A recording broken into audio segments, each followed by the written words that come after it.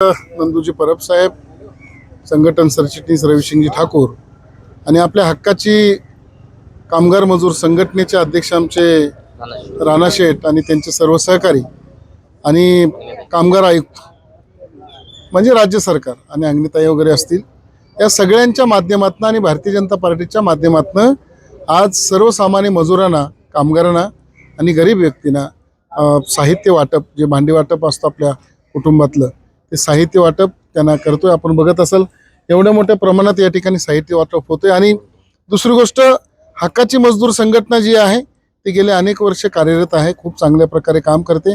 हजारो लोकांना, हजारो कुटुंबांना त्याने आजपर्यंत या भांड्याचं वाटप किंवा जे जे अत्यावश्यक गोष्टी असतील त्या अत्यावश्यक गोष्टींचं वाटप त्यांनी केलेलं आहे.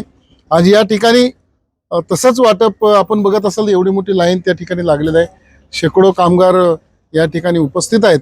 आणि मला वाटतं महाराष्ट्र प्रदेशाचे अध्यक्ष रवींद्र चव्हाण साहेब असतील, महाराष्ट्राचे मुख्यमंत्री देवेंद्रजी असतील, यांच्या नेतृत्वामध्ये महाराष्ट्रामध्ये सबका साथ सबका विकास किंवा सगळ्यांपर्यंत पोहोचायचं जर धोरण कुठलं असेल, गरीब माणूस किंवा कामगार माणूस मुख्य प्रवाहात आला पाहिजे, याकरिता त्याच्या पाठीशी सरकारसुद्धा आणि आम्ही भारतीय जनता पार्टीचे सगळे कार्यकर्ते, महायुतीचे सगळे कार्यकर्ते त्यांच्या पाठीशी भक्कम उभा आहोत. आम्ही हक्काची मजदूर संघटनेला एवढीच विनंती करेन की आणखीन काम असंच तुम्ही वाढवावं आणि जास्तीत जास्त लोकांपर्यंत त्याचा फायदा कसा होईल याकरता प्रयत्न करावा. आमचे जिल्ह्याचे अध्यक्ष नंदूजी असतील, रवीजी असतील किंवा सगळेच नेते मंडळी असतील, यांच्या माध्यमातून आम्ही नेहमीच त्यांच्या पाठीशी उभा असतो.